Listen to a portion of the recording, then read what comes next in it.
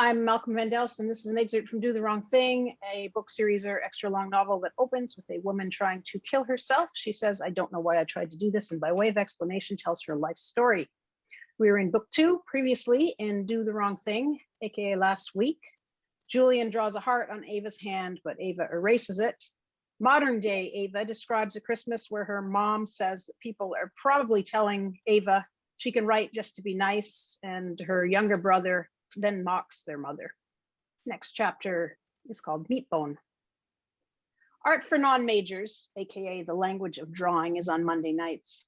I spent so much time looking at art books and reading about art theory last year that I have to go further. The language of drawing is in the most un-art room you can imagine, a basement, more of a storage space than a working classroom, though it has a blackboard across one wall. Desks similar to the ones we had in elementary school crowd one end. Near the middle, homemade looking plywood benches surround a platform.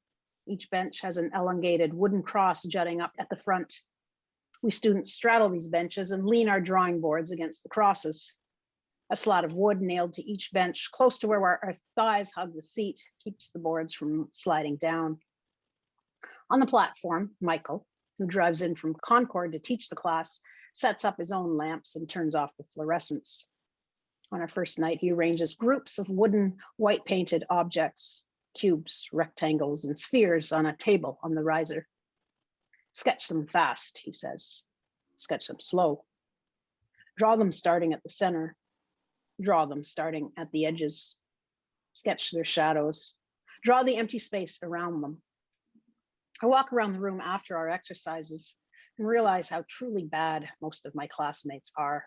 I mean, at least I can follow directions. Michael shows us invite cards for his own shows, moody abstracts that resemble old fences or piles of logs. Lots of thin black lines with splotches of paint behind them. Is he a watercolor artist?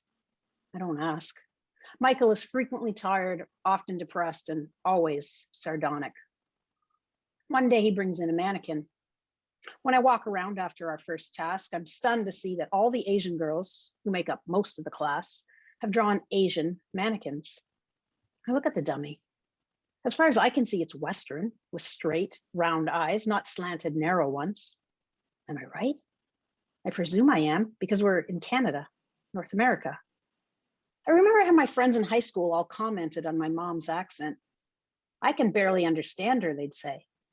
The first time I heard that, I was as surprised as I am now by the Asian faces on the Asian students' drawings. When I hear my mom, I hear perfect Canadian English, no accent. Even today, I can only hear an accent if I listen for it. And even then, I have to work really hard at it. Isn't it weird the way we fill in missing details or weed other details out that fit with our worldview, with what we are habituated to? We literally don't see, hear, or experience our full selves and surroundings. And I can remember a dream I had when I was 8 in more detail than a real event that happened last week. What exactly are we humans? We're made of meat, bone, and what? Air? Dreams? What is this dimension we inhabit where we subtract what is present, yet fill in and add stuff that doesn't really exist, yet kind of does? Why don't we study it more, make it a science? I mean, it seems that our meat bones are the tips of some icebergs or iceberg we all drag, carry, push, float on top of, plug into as we meet, speak, fuck, kill, maim, judge. What exactly are we, and what are we meat living for? I have this image of cogs or connection points on a geodesic dome. Each human is a point.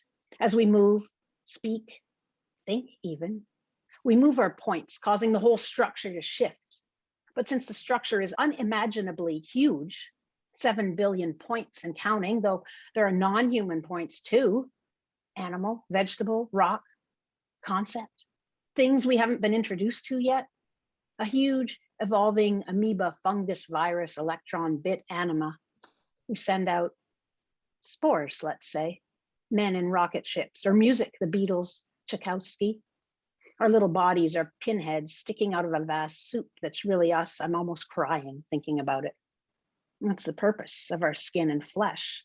Why are we defined by it? In another world we cannot see, hear, taste, smell, or touch, Are we defined by something else? Is there a different interface for that world? A cat sleeps 18 hours out of 24. How can we say that the 6 hours it's awake are its most important? What if our bodies, homes, jobs, and families are unimportant?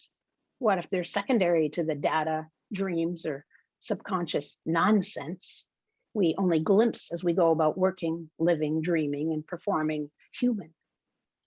What if my whole earthly life is meaningless in comparison to a larger reality?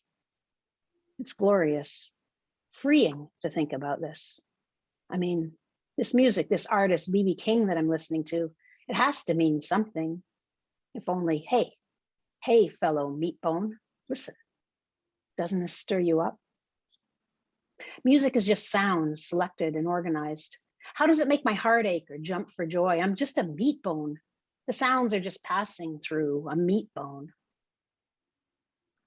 Don't you think that writers are always depressed? I smile at the chubby blonde boy, my friend Julian's cousin. I don't know what to say. That's why I'm in theater instead of English, he continues. We're sitting in the cafeteria at lunch. I'm with Carolyn at a table of people I barely know. That night, I can't stop thinking about what the guy said. Writers are depressed because they're at the bottom of the artistic hierarchy, I decide. Musicians are at the top, then visual artists and writers. Weirdly, actors and theater people don't even make it onto my scale, despite the fact that the guy is in theater. Outside the library, I see Julian talking to a slim, beautiful East Indian girl who tilts her head down and smiles up at him, eyelids fluttering. She believes in love.